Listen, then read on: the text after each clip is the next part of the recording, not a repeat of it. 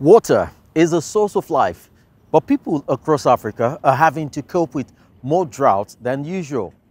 It's the same in many other parts of the world, and people and nature are struggling to adapt.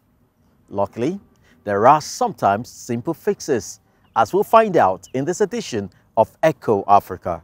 Greetings from Ogun State, Nigeria. I am Chris Elems. And I am Sandra Twinodio, right here in Kampala, Uganda. Welcome.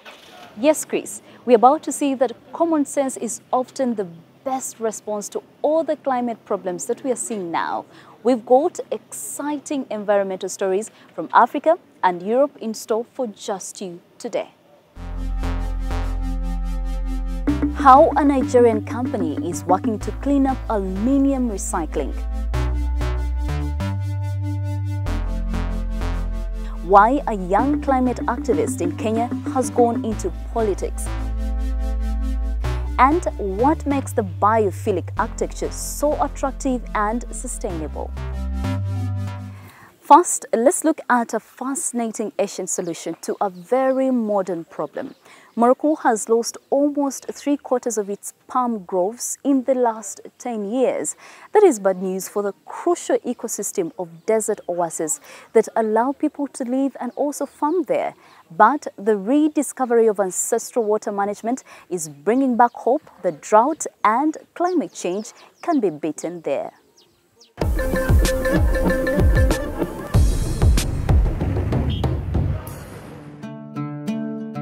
Every Saturday, people flock to Gulmima's market to buy fruit, vegetables such as okra, olives, and a wide variety of dates. They're the main crop grown in the oasis around Gulmima, a Berber town in southeastern Morocco. The livelihoods of people in this arid region on the edge of the Sahara Desert rely on oases. These are under threat. Daoud Fanisi, an agricultural engineer who specializes in these green ecosystems, laments their environmental degradation. The oases are fragile ecosystems because they're located in the Sahara Desert. When there's no precipitation here, agricultural production is directly affected. So after 2 or 3 years of drought, we already feel the problem. In oases like this, people live from agriculture and raising livestock. But Morocco is suffering from desertification, fires, and the worst drought in decades. Rising temperatures and erratic rainfall have lowered river levels, increased evaporation, and caused storage dams to silt up. This has led to a 20% reduction in overall water resources in the last 30 years. One of the main consequences of the drought in the oasis is a drop in the yield of date palms.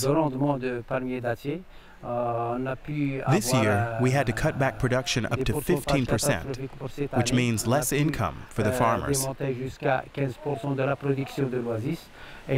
That might prompt them to look elsewhere for a way to feed themselves, increasing the rural exodus.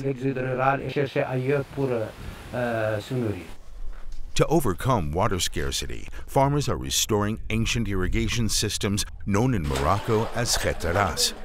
Their underground canals make it possible to collect groundwater and enlist the force of gravity to deliver it to farm fields. We're at a khatara located in Erfoud, in the province of Erachidia. This is a khatara that is more than 600 years old and is still operational. The khatara is important because it's a system that brings water from the mountains to the oases, thanks to the rains that come 2 or 3 times a year and manage to infiltrate the soil. The khatara retains the water for a long period of time.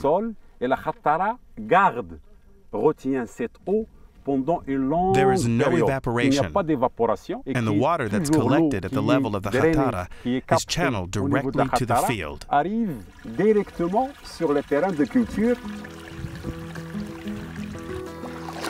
Khataras range from 2 to 15 kilometers in length. Their tunnels are gently sloped and descend as far as 10 meters below ground.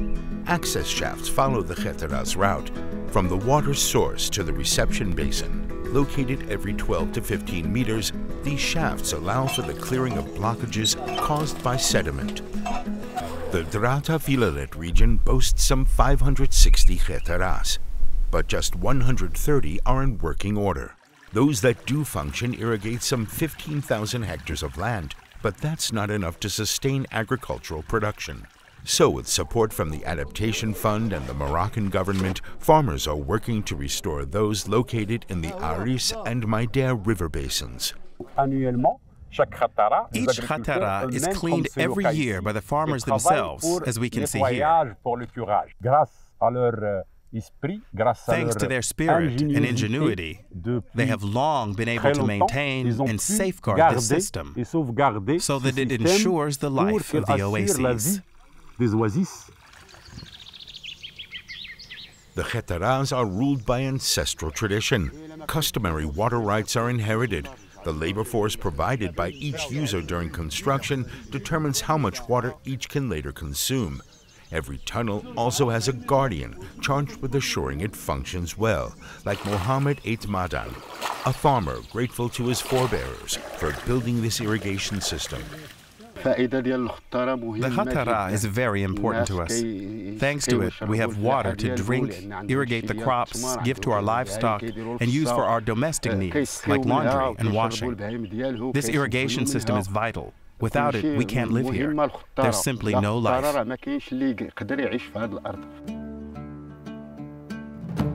The khetaras help to keep oases like this alive. While more effort is needed to restore these old irrigation systems and increase groundwater levels, this ancient technology provides Moroccans with a novel way to adapt to climate change.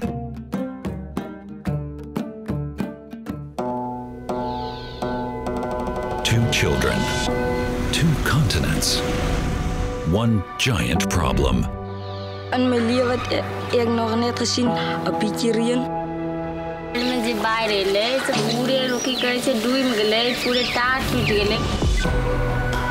How will climate change affect us and our children?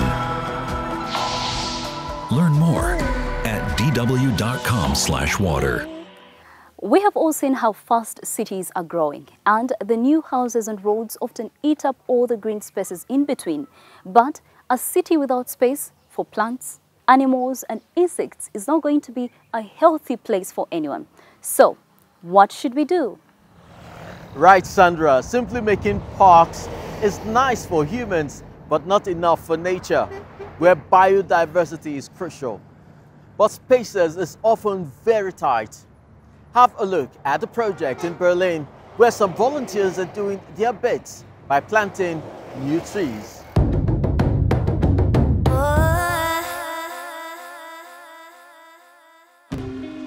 Nothing but concrete wherever you look. It's a sad reality in many cities. But it is possible to create microforests in urban settings. This daycare center on the outskirts of Berlin is doing just that.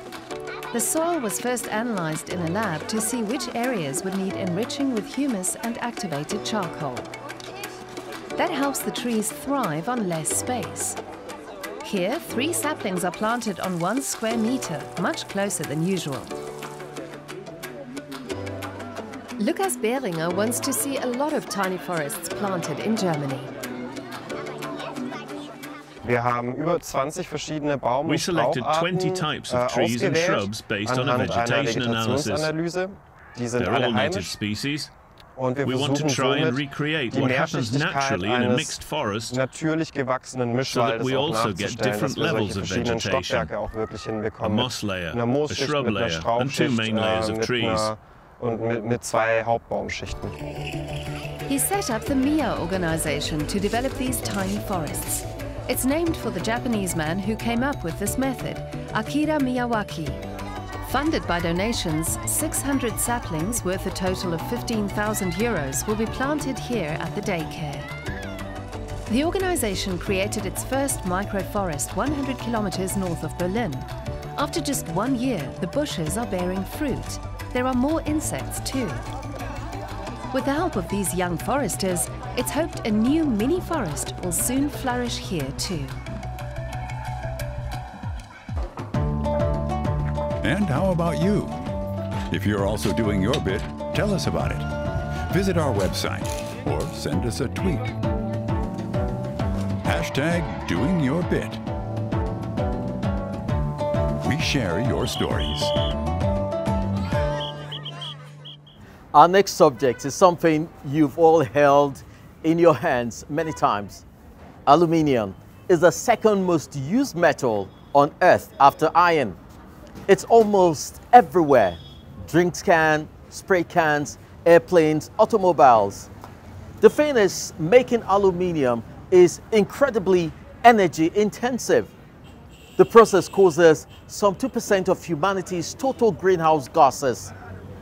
Clearly then, it is vital to collect used aluminium and recycle it well. We went to Lagos to visit a company that is doing its best to promote the circular economy. This is no ordinary scrapyard. Just outside Lagos, discarded engine blocks, crankshafts and exhaust systems are waiting for a new lease on life. They are about to be turned into precious ingots of pure aluminium. Here in the furnace of the British company Romco Metals, the discarded parts are melted down alongside old cans at more than 660 degrees Celsius. This separates the aluminium from the remaining components. And what happens is, when everything's been sorted and melted, we receive what is known as an ingot. An ingot in its singular form, as you can see, is this piece right here.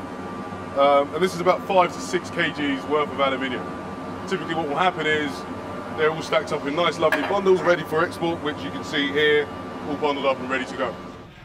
Raymond Onawigan is the founder and CEO of the company. He opened the site here 7 years ago. Conditions are ideal in Africa's largest economy. More than 1/5 of the population is unemployed, and only a fraction of the waste in Nigeria gets recycled, in this country of 215 million. The government is also protecting the domestic market from cheaper aluminium imports from abroad, with high import taxes. You can be green and be industrial at the same time, right? So for example, inherently what we do here, recycling, is inherently green. We're saving 0.3, well, we're actually emitting 0.3 tons of carbon for every 1 ton of aluminium we're producing, right? So in comparison to primary, where it's 20 tons of carbon for every 1 ton of aluminium you're producing in a more, when you're using coal and more heavy industrial fossil.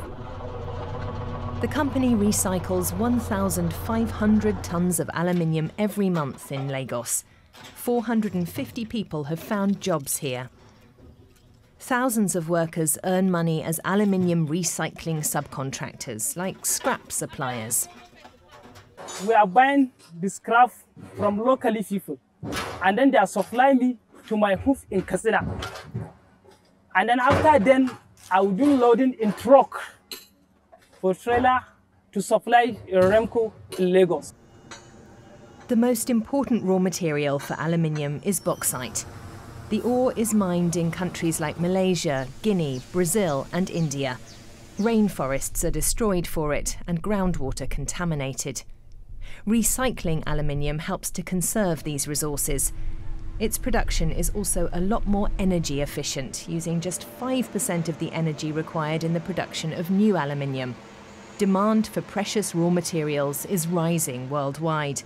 That makes recycled aluminium so valuable. As we drive towards the new green energy transition, as we're seeing the grids being expanded, we're seeing the mix of the grid actually changing, more renewables are coming into focus, it's going to require a lot of materials. And the more recycled materials that we have in there is only going to help us get to the targets that we're trying to reach globally. In addition to Lagos, Romco has had a production site in Ghana since last year. 3 more plants are set to open on the continent in the coming years. From Nigeria to Europe now, and some architects who are trying to connect city dwellers more to nature. It's not just about using natural materials to make inhabitants feel more at home. The biophilic, that's life-loving architecture we present to you in our next report, uses sunlight and curved edges too. The buildings are in the Dutch city of Amsterdam, but the method works everywhere and it's more sustainable than you might think.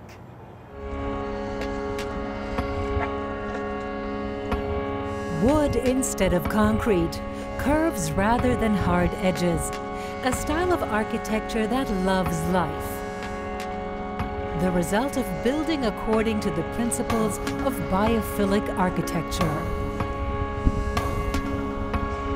Giacomo Garciano is the architect of the freebooter, or bucanier, in the Dutch city of Amsterdam. One of the key elements of the biophilic approach is to create direct connection with nature, and we created that by using, natural materials that that simulate or are connected both visually and experientially to nature. Wooden slats run around the entire building, ensuring optimal lighting conditions and privacy.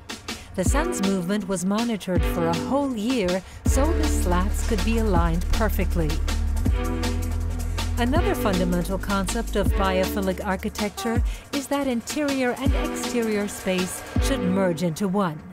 As soon as we wake up in this room, we can already open up and have a direct connection to the terrace and to the natural element of the water.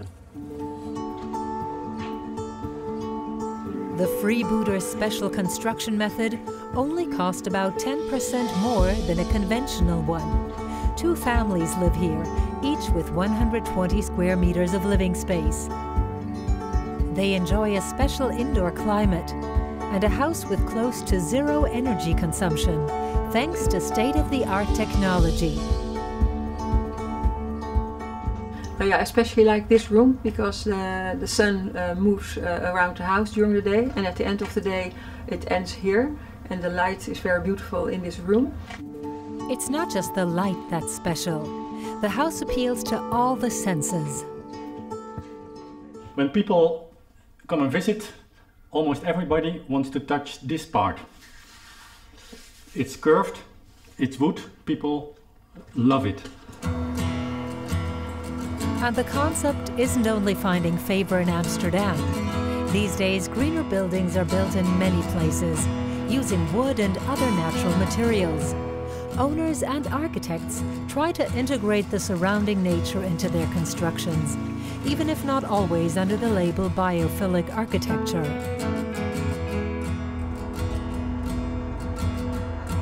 Giacomo Garciano is already thinking on a much larger scale. As with his current project, mitosis, it involves living units that can be extended at will. It has so many benefits. There's a high demand for this kind of building. So I really foresee that in the future there will be more and more buildings designed with a biophilic approach. The freebooter residents have no doubt that their quality of life has improved since moving in.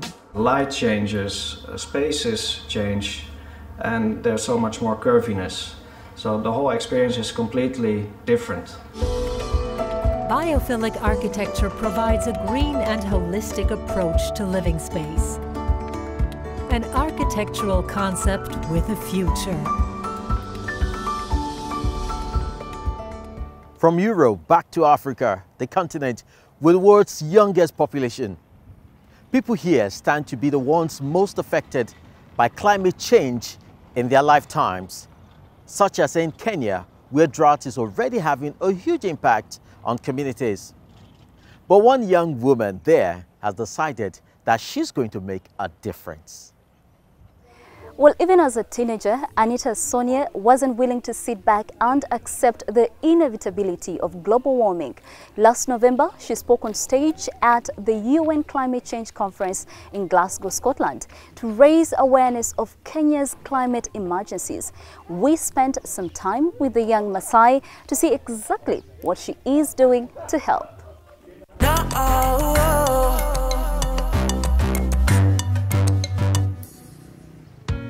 22-year-old Anita Soina is a climate warrior. She's fighting to protect her home, armed not with weapons, but with tree saplings.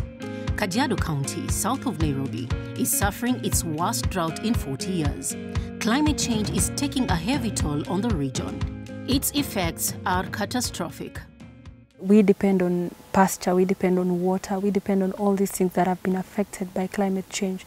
So over time, even what was happening before and what is happening now shows that it keeps getting worse. We keep losing animals, we keep losing almost everything. And you know, for us, we actually look at animals as our wealth. So we are actually getting poor day by day because of climate change. She's witnessed firsthand the devastation of forest in her home on the border of Tanzania. At the same time, drought periods are getting longer. Drought has become the new normal, and food and water are increasingly short supply. According to the International Red Cross, 3 million people are affected by food scarcity, including Nayoi Aitoti, who has 7 children. She's lived here all her life, and this is the worst drought she's ever experienced. Thanks to her environmental activism, Anita Soina knows the deputy governor of Kajiado well. Today, they are paying Nayoi a visit, bringing her food so she can feed her family for the next few days. In the past, she was able to live from her cattle, but now there's not enough vegetation for them to graze on, and she has to buy animal feed. Before the drought, Nayoi Aitoti kept 20 cows. Now there are only 5 cows and a few goats left. The difference with the seasons is that there used to be short and long rains. That meant people could plant maize and beans they could fill their families with. But now there's not enough rainfall, resulting in long droughts, and we no longer plant crops for human consumption. We have a shortage of food. People are suffering from severe hunger, and animals are emaciated and sold at a throwaway price. Everything's harder than it used to be. We're now feeding animals like people. You know, you have to buy food for animals, you have to take care of them, there's not enough water and all that. So there's been so much happening that is actually very, very painful. Come to think of it, these are people who have contributed almost nothing to climate change, but are on the receiving end of the worst impacts. Anita Soina founded an environmental protection organization called Spice Warriors. As part of their work, the activists have planted 5,000 mostly indigenous trees. According to a Kenya Forest Service report, the country's forest cover increased from 6% in 2018 to nearly 9% in 2021. But deforestation remains a serious problem in Kenya. We need the trees to act as carbon sinks. We need to clean our oceans to act as carbon sinks. So it's just like we need something to help clean what we have already released to the air. Anita Soina also works closely with the local government to raise awareness of environmental concerns among locals. She even went into politics herself to ensure environmental goals are met. Ahead of parliamentary elections, she spent the summer campaigning in the villages as a member of the Green Thinking Action Party. The reason I went for parliamentary seat is because it's not a selfish seat. It's a seat that if I go to parliament and pass a bill, it will help, or it will also speak for someone who's not in my constituency. And it's also where most critical issues and bills can be passed. And that is what I tend to do. Anita Soina didn't manage to secure a seat, but she remains undeterred. She'll continue championing environmental causes and lobbying politicians. And she's well aware that environmental protection isn't only a priority in Kenya.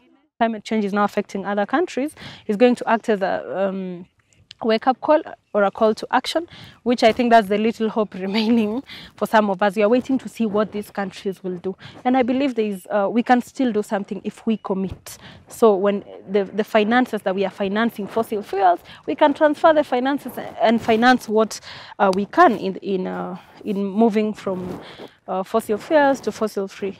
Anita Soina is contributing to that transition by planting trees and ensuring a greener future for Kenya. Wow, what an encouraging example. Believe it or not, our time is already up. We hope you liked the show. Goodbye from me, Chris, in Ogun State, Nigeria. And also from me, Sandra, here in Uganda. Well, if you want to talk about anything you've just seen, write to us or leave a comment on our social media platforms. Hope to see you again next week when we'll be back with another exciting episode of Eco Africa. Till next time, bye-bye.